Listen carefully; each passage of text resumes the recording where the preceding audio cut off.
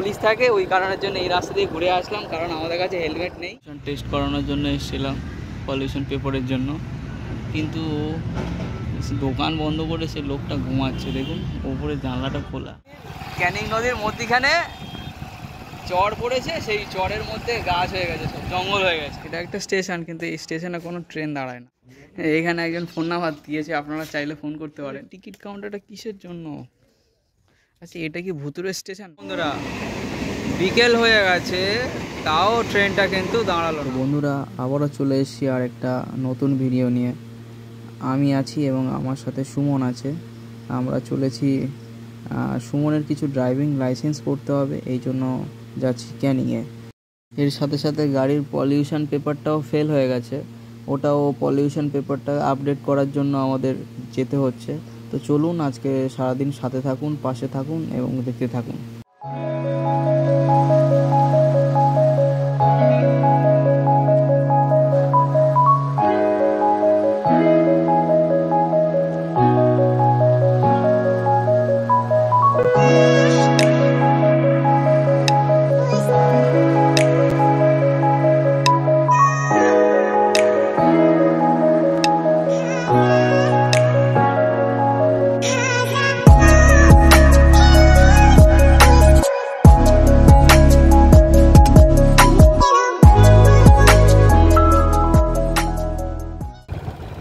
চারিদিকে ফিশারি। তো বন্ধুরা, পুলিশের হাত থেকে বাঁচার জন্য মেন রোড থেকে না গিয়ে আঁকা বাঁকা পথ দিয়ে গিয়ে, ওই দেখুন ব্রিজ, এই যে সামনে ব্রিজ আছে, ব্রিজের এই কোণ থেকে গিয়ে ওই কোণাতে উঠে তারপরে যাবো। সামনে ওই কোণটাতে পুলিশ থাকে, ওই কোণে পুলিশ থাকে, ওই কারণের জন্য এই রাস্তা দিয়ে ঘুরে আসলাম, কারণ আমাদের কাছে হেলমেট নেই। তো চলুন দেখা যাক আর কি কি আমাদের সাথে ঘটে, সেগুলো শেয়ার করবো আপনাদের সাথে। তো আমরা ব্রিজে উঠছি এখন, এখানে পুলিশ আছে কিনা একটু ভয় ভয় লাগছে।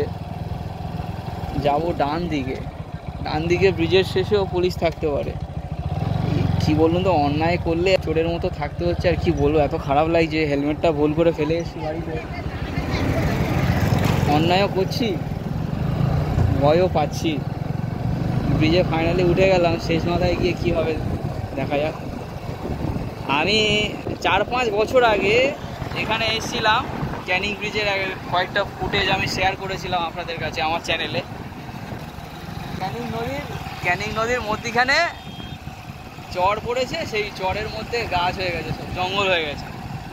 মানে আগেকার মানুষের কাছ থেকে শুনতাম ক্যানিং নদী নাকি হেঁটে পার হতো, আর এখন ভাবছি সেটা সত্যিই সম্ভব।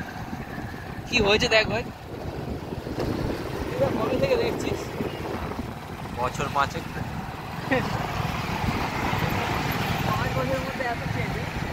বন্ধুরা আমরা এখানে এসেছিলাম এই ধোঁয়া পরীক্ষা কেন্দ্র, এই সুমনের গাড়িটার পলিউশন টেস্ট করানোর জন্য এসেছিলাম, পলিউশন পেপারের জন্য, কিন্তু দোকান বন্ধ করে সে লোকটা ঘুমাচ্ছে। দেখুন ওপরে জানলাটা খোলা। একটা ছেলে এখান থেকে গেল পাঁচিল দিয়ে, এই পাঁচিল দিয়ে উঠে গেল ওনাকে ডাকতে, দেখা যাক কখন বেড়ায়। এই তো আমরা এই কাকার কাছে এসেছিলাম, এই যে সুমন লাইসেন্স করবে ছেলেটা, 1 দিন ধরে বিনা লাইসেন্সে ঘুরে ঘুরে 6 থেকে 8,000 টাকা ফাইন দিয়ে যায় ছেলেটা। যাই হোক, এই যে কাকা আছে, কেউ যদি চান আপনারা যোগাযোগ করতে পারেন লাইসেন্স করার জন্য। কাকা আপনার নাম? আমার নাম কালাম সিপাই। আচ্ছা, আপনার ফোন নাম্বারটা বলে দেন যদি কেউ যোগাযোগ করে। 9647269545। আচ্ছা, থ্যাংক ইউ কাকা। সুমনের একজনের সাথে পরিচয় ছিল, ওই কাকার সাথে পরিচয় ছিল, ওখানে এসেছিলাম, ওনাকে দিলাম সমস্ত কিছু ডকুমেন্টসপত্র দিলাম, দিয়ে এখন বাড়ি যাচ্ছি। বাড়ি যাওয়ার পথে খুব খিদে পাচ্ছে, হয়তো আবার আগের ভিডিওর মতন একটু রেস্টুরেন্টে যাব। ক্যানিংয়ে তো প্রচুর রেস্টুরেন্ট আছে, কোথায় যাব না যাব দেখি, আমরা দুজন মিলে একটু প্ল্যানিং করি কোথায় যাব। ফাইনালি উনি একটু ব্যস্ত ছিল, যে কারণের জন্য আমরা গেছিলাম লাইসেন্সের জন্য, টাকা পয়সা দিয়েছি সব। এখন সুমন এসছে, কথা বলছে এখন সুমন।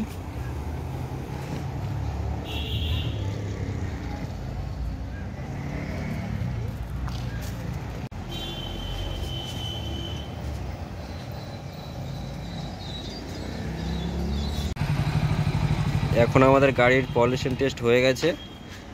পলাশদা এবারে বাইক চালাবে। এবার আমরা এখান থেকে বেরোবো। এই সব মেশিন আছে, লাগিয়ে দিয়ে টেস্ট করে দিয়েছে।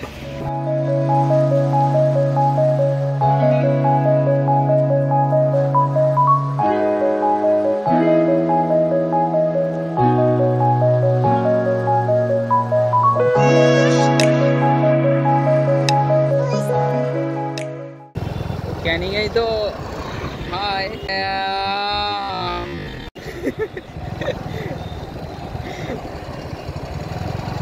এই সেই গ্যালাক্সি ক্যাফে। এখানে তো আমরা অনেকবারই এসছি, এখানে যাব না। আজকে দেখি কোথায় যাওয়া যায়।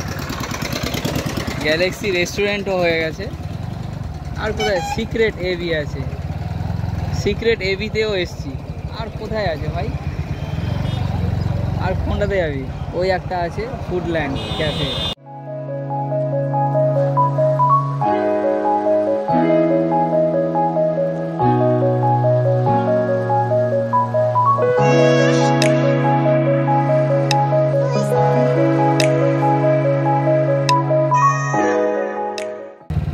বন্ধুরা, আমরা মণ্ডলপাড়ার এখানে চলে এসেছি।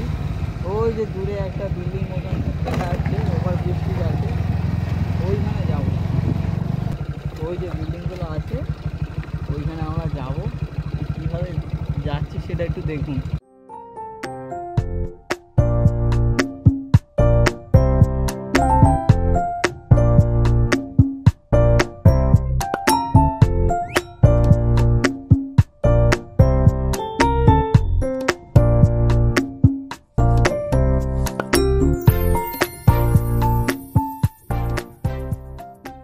আমরা ঠিক রাস্তার ওই প্রান্তে ছিলাম, ওখান থেকে এই ব্রিজটাকে দেখাচ্ছিলাম।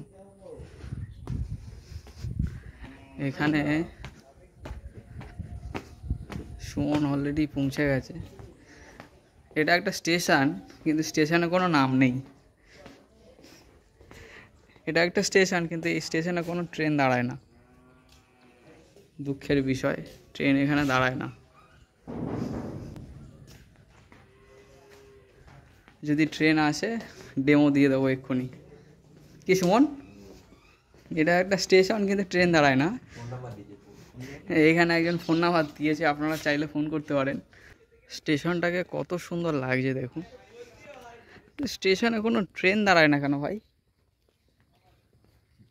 জানা আছে?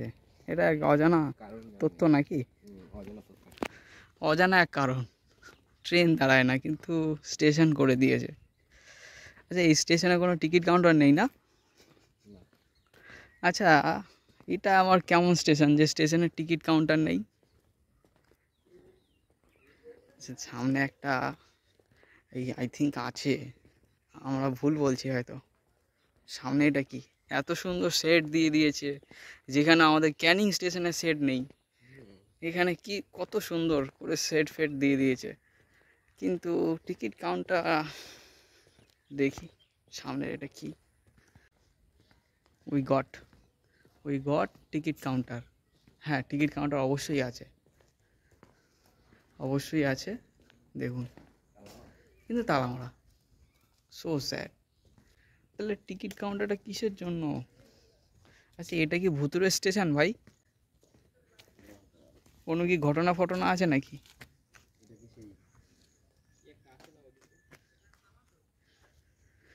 গাইস, আমার কিছু বলার নেই। যারা যারা এই জায়গাটা চিনতে পারছেন, আশা করি বুঝতে পেরেছেন কোন স্টেশনের কথা বলছি। অ্যাকচুয়ালি স্টেশনটার নাম হচ্ছে মাতলা স্টেশন। এখানে কিছু ছেলেরা এসছে, ওখানে আড্ডা মারছে, ফ্রি ফায়ার খেলছে।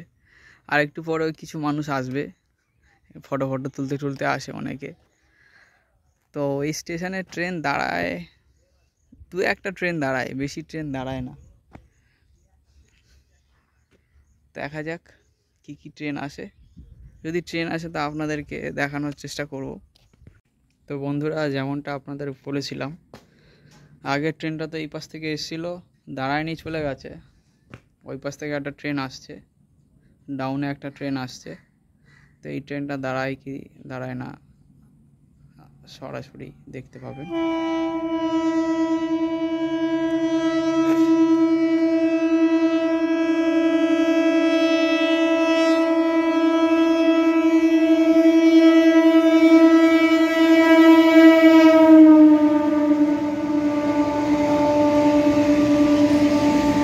দেখুন দেখুন দেখুন বন্ধুরা, বিকেল হয়ে গেছে তাও ট্রেনটা কিন্তু দাঁড়ালো না, তাও পর্যন্ত দাঁড়ালো না। তাহলে আমার কথাটা সত্যি, তাহলে ভিডিও করার মানেটা বুঝতেই পারলেন যে সত্যি এখানে ট্রেন কিন্তু এখন দাঁড়ায় না। আমি ভাবছিলাম বিকেলবেলা হয়তো প্যাসেঞ্জাররা নামবে, কিন্তু ট্রেন আর দাঁড়ালো না এখানে। অ্যাকচুয়ালি দাঁড়ানোটাও লস হয়ে যায় এনাদের, হয়তো এই কারণের জন্য দাঁড়ায় না এখানে। তো সুমন এখানে বসে আছে, সর্দি হয়েছে বেচারার, বসে বসে ভাবছে। সর্দি আর জ্বর একসাথে হয়েছে। চলো তোমাকে একটু গরম গরম কিছু খাওয়া দাওয়ার ব্যবস্থা করি। Can anybody out there hear me? Hear me?